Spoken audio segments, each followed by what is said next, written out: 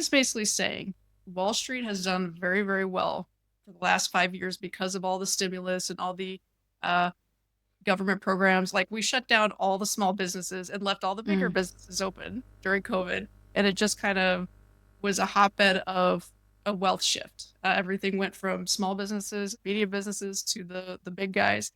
And this administration's goal is to shift that back. They want to shift the wealth back from the big giant corporations to the middle class and the small businesses. Will they succeed? I don't know. I hope they do. If you're starting or growing your business in these volatile times in coffee and you need a little extra support, our scope of business advisory services may be just what you need. Join one of our hugely successful mastermind groups for support in a group setting, or send us an email to discuss our one-on-one consulting and business advisory services, where we'll work with you one-on-one to solve specific problems in your coffee business. All our services come with a 100% money-back guarantee, so send us an email at support@mapitforward.org and let us know how we can help you today. Welcome to the Daily Coffee Pro by Map It Forward, friends. I'm your host, Lee Safar, and this is episode 4 of an awesome 5-part series with Carley Garner from DeCarley Trading. Carley is our favorite person to talk to about this stuff.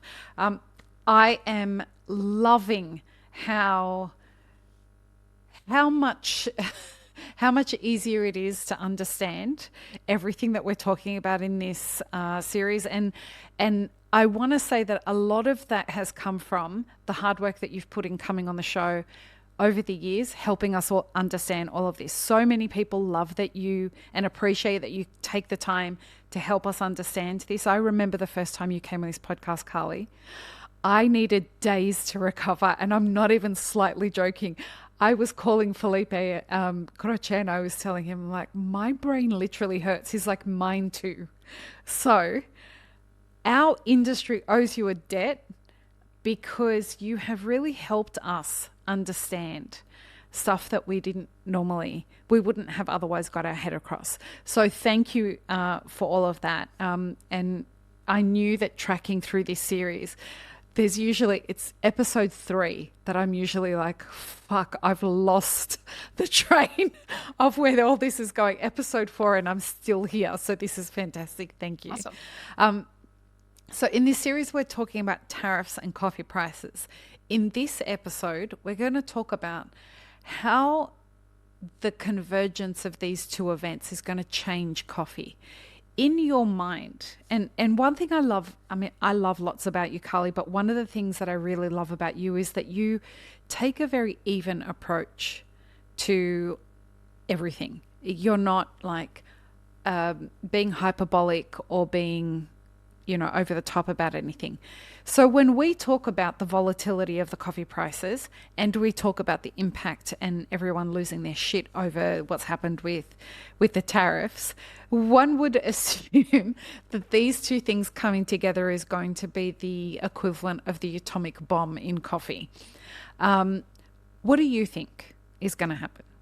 Well, so thank you, by the way. And I really try to be very open-minded to all different ideas and viewpoints, because the reality is most humans kind of migrate to one side or the other and they pick a side and then they just like fight. They're not willing to accept that there's other thought processes out there. So with that said, I don't think it's going to be the grenade that some people might think it's going to be. Could be. I can't see the future, but I think what we're going to see is markets adjust. Like markets are very, they're smarter than we give them credit for, because we see the volatility. It's scary in the short run, but in the long run, they always figure it out. And I think what we're going to see particularly with coffee, I don't think the tariffs are going to be a game changer. I think everyone's going to give up a little bit. Consumer, producer, middleman, everyone gives up just a little bit, and suddenly it's not that big of a game changer. I think it's going to be more about if you are a particular coffee producer, maybe just differentiating your product from the others. But if we're just talking about like a C market standard brand, I actually think that we've probably seen most of the fireworks. I can't rule out a last hurrah, panic rally type of thing, but I think most of that's behind us. And I think it's going to be, instead of talking about higher prices and inflation. I think our worry is going to be deflation. So far, the economy has managed to survive, but we're really in the early stages. And I'm not calling for global financial crisis or anything like that, but I do think we've lived a life of excess over the last 5 years. And I know we like to think that that's because of things that we've done and built and created, but the reality is it's just there's a lot of money thrown into the system. Everything, all the asset prices grew and exploded for no reason other than there's too much money hanging around, and it brought a lot of prosperity to all of us. I think we pulled forward prosperity. So if we're talking about the next 5 years, I don't think they're going to be awful. I'm not talking about 2008, but I think we're going to have to taper our expectations of what success is and what our what profitability is, because it's going to be a different mindset. We're not going prices are going to come down, in my opinion. I believe that thoroughly through literally everything.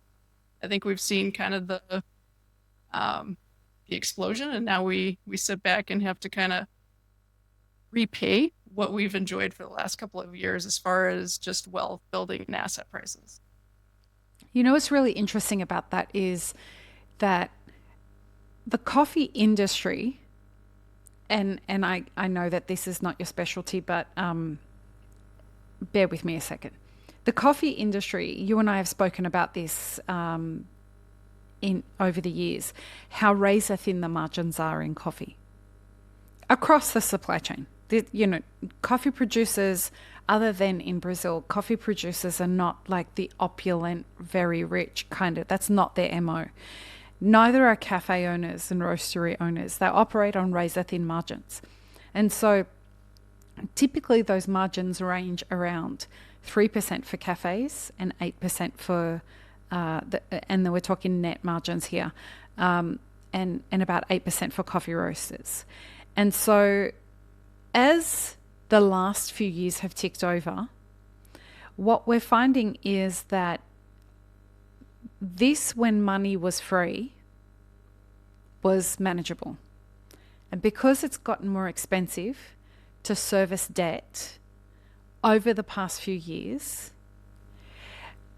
business owners are right at the edge of having to make some serious decisions about their businesses.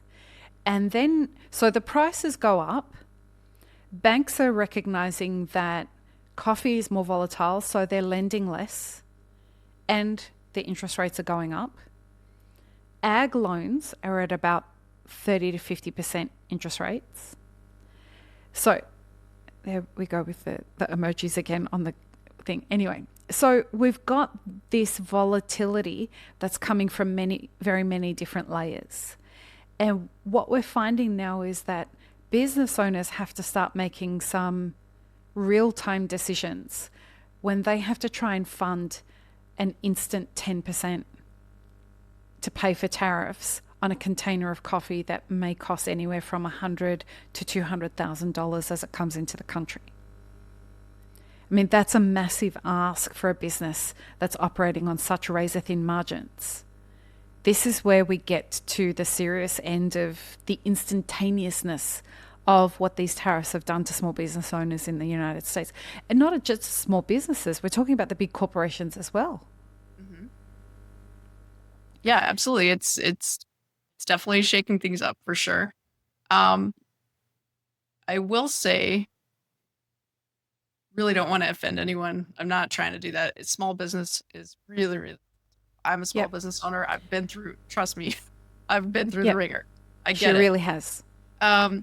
But we should also look at if we're somebody that has a business that just mathematically on paper is almost impossible, maybe that we can be more productive somewhere else.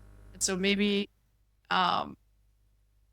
trimming the fat, it off, literally everything in the economy. And I'm not talking just the US, like literally globally. I think there's a lot of government and business operations that literally just exist to exist, but they're not producing profits, they're not producing goods, or I mean, it's just kind of like a zombie economy. I think a layer of that is there. Yep.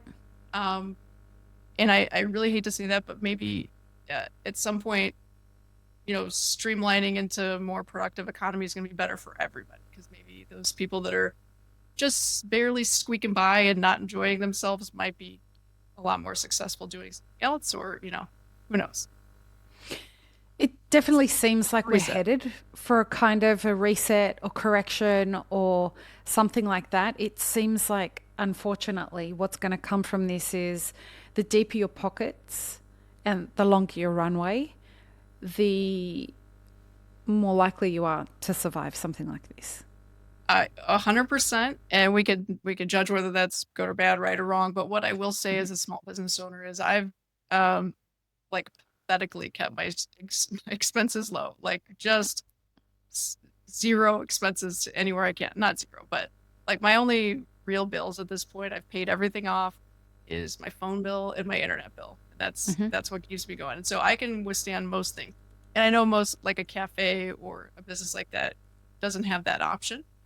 But the reality is we need to be we can't control our costs, but we can control our expenses. Is all I'm trying to say. Yeah. And and it almost feels like this is a necessary correction to keep us in check with regards to the way that small business is done. It, so here's one of the questions that people asked when I had told them that we were going to have this conversation. They were saying, is this happening to cause deglobalization? And is this happening to cause consolidation? So can we talk about both of those things for a second? Sure. So let's start with the relationship between tariffs and globalization or deglobalization. I do believe that's exactly the goal. I'm Mm-hmm. not saying that should be the goal. I'm saying that's what it is. I can tell you why that is the goal for Mm-hmm. for this administration. I wish I'll try to repost it after this, but I posted a chart to my social media a few weeks ago that showed the US trade deficit, which has been in free fall for the last couple of years, Mm-hmm. versus the S&P 500. And what we've done in the United States, and good, bad, or indifferent, regardless of your opinion, I'm not trying to tell you how to think. Um, as our trade deficit has ballooned to massive, massive levels, our stock market was spiking higher. And that's because what we're doing is we're exporting the prosperity of our middle class in exchange for stock market gains. So Mm-hmm. the big companies are making a ton of money, but the middle class is getting completely wiped out. And that's really what those charts displayed. It's hard to argue if you look at the numbers. Mm-hmm. Um, so I'm not sure it's to well, it's to partially deglobalize, but Mm-hmm. the idea is we're just trying, people look at America as like some sort of I mean, I travel, so I know what people so I know how they look at us. But what they also think is they just assume we're rich and we're driving nice cars. Reality is our country is really struggling. When I traveled to Australia, when I went to Sydney, when I went to Yep. London, the first thing I noticed is the beautiful parks, the beautiful airport, Mm-hmm. the infrastructure. The US has been um, very, very generous to a lot of people. And we've really suffered. If you go to New York and you go to our subway, you'll realize, shoot, London's is brand new, high tech, and then we're still running on really old trains. Like we've really suffered a lot. And I know people don't realize that because they've probably never been here. But there is a problem, and nobody's trying to hurt anybody else. We're just trying to um, put ourselves in a situation where we're on a level playing field. Our, our wealthy are getting wealthier and wealthier, but our middle class is a little bit. So if deglobalization is part of that, then yes, I think that's probably. Yeah, I shared this with you a few times when we were in Sydney, um, and also when we were off air. Folks, the first time I went to the United States, and I lived there for a long time, I used to describe the US as a rich third world country in passive civil war. And a lot of that was fed by this idea that America would see itself as like, the boss of the world, but the bridges were broken. There weren't any functional parks. Crime was massive. I had to get someone to walk me to my car. It was not safe at all. And I live in the Middle East now, where I could leave a very expensive handbag if I had one. I don't. But I could leave a very expensive handbag sitting on the sidewalk filled with money, and no one would dare touch it if it was there for 2 weeks. It would, it's a different experience of living in those two countries. And so it feels to me that there is a problem that absolutely needs to be solved in the United States. Anyone who's been there for more than a day knows that, and that's not in, and I don't mean that to be disrespectful in any way. What I mean is that that's the reality of it. And for a country that's supposed to be the richest country in the world, you wouldn't know it being there. If you go to certain zip codes, they're pretty impressive, but the average American's not living a life of luxury, and 50% of our country is really struggling. Like I think there was some sort of stat, don't hold me to it, but I think it was about 50 or 60% of the population doesn't have, like, if there was an emergency, they wouldn't have $1,000 to cover that emergency. So, we're not living high off the hog here. We are an amazing country. We're very ambitious. We work hard. We just need to apply our resources in different ways. That's all we're trying. Well, and nobody really knows if the solution that's being implemented is the right solution for the problem. But it is not disputed that there is a problem. And that's kind of the thing that needs to be understood here.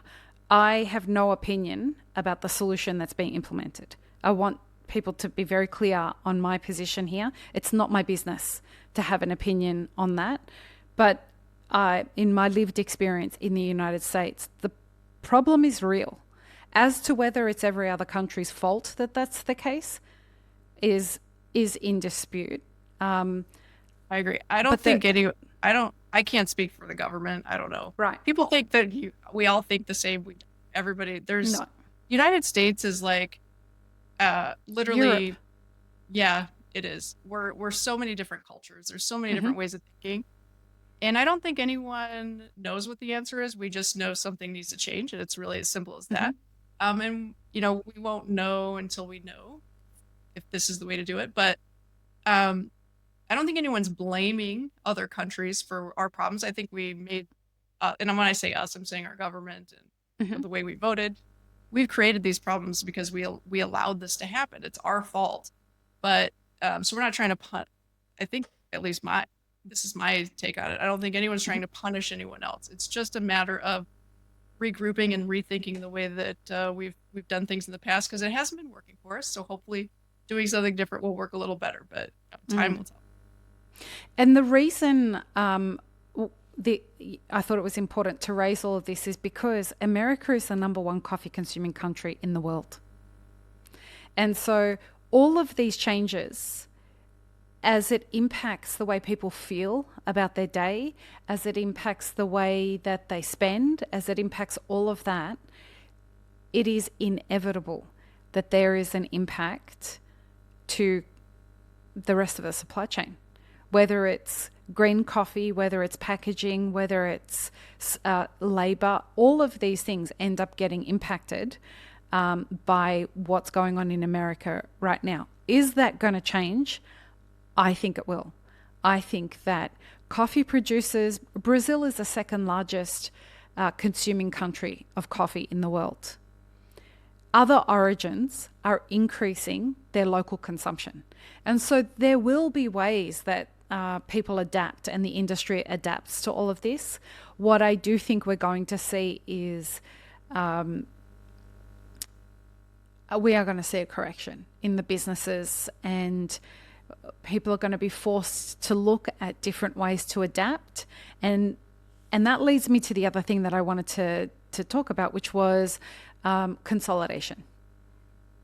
Right, we talked about this whole deglobalization.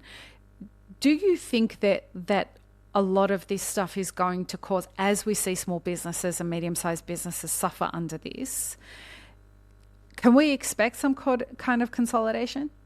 Do you think?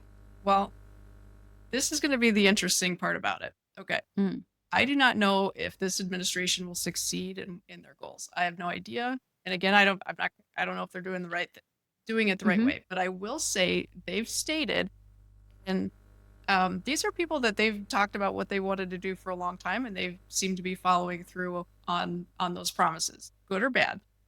So the Treasury Secretary has made it very clear, just like I was talking a little earlier about that chart of the U.S. deficit collapsing while our stock market's rising, like literally in unison, like exact negative correlation, and that's not a coincidence. He is basically saying Wall Street has done very, very well for the last 5 years because of all the stimulus and all the government programs. Like we shut down all the small businesses and left all the bigger businesses open during COVID, and it just kind of was a hotbed of a wealth shift. Everything went from small businesses, medium businesses to the big guys, and this administration's goal is to shift that back. They want to shift the wealth back from the big giant corporations to the middle class and the small businesses. Will they succeed? I don't know. I hope they do, because that would be amazing. As a consumer, if I have a choice between Starbucks and the mom and pop, I always pick the mom and pop, and I hope other people do as well. And I hope that becomes, I hope they become successful at that, because I think we'd all win. Yeah, I hope that I hope that small business can stay in business long enough for that to happen. Yes, agree. The problem. I'll just add. I'm sorry, I didn't mean to cut you off. No, go on. Their primary goal they're trying to get interest rates down, which is going to be quite the feat. But they're working kind of in unusual ways, like to try to get interest rates down. And what do you mean, Carley? They're also trying to basically incentivize banks to lend to the small businesses as opposed to just the bigger shops. So they're trying. I don't know if they can do it. We'll see. I hope they can. Yeah. I mean, the most interesting part of this moment is how interesting it is, right? Like we've not seen this before. It's an experiment. And, to be honest, like I know everyone thinks that we are being led by crazy people, and I know on the surface it seems that. But if you look at like some of the backgrounds of some of the the people, particularly the Treasury Secretary, he's somebody that knows markets very, very, very well. And so if there's anyone savvy enough that can kind of finagle these types of things that need to happen, I trust him. I don't know if I should, but I do. So let's see. I mean, only time's going to tell. Yeah, I just hope the small business can know it, because it's colliding at a time where our industry is super, super, super strained. And so we're right on the edge before all of this happened. Then this happened, and people are saying to me, like, I don't have anything in me. The tank is empty now, both financially, emotionally, physically. I'm done. I'm spent, and we have to close. And yeah, it's going to be a reshaping of an industry, in my opinion. But the fact that we don't know is the most interesting part of this, I think. It's true. Having said that, we're going to, in the final episode of this series, we're going to talk about what does the future of coffee pricing look like? And I guess building that conversation off of what we're talking about here, because this is one of those things that, when we talk about the future, we're talking about, let's say, the next 5 to 10 years. So join us for that conversation, folks. It's sure to be a great one. Peace, love, and peanut butter. Have an amazing rest of your day.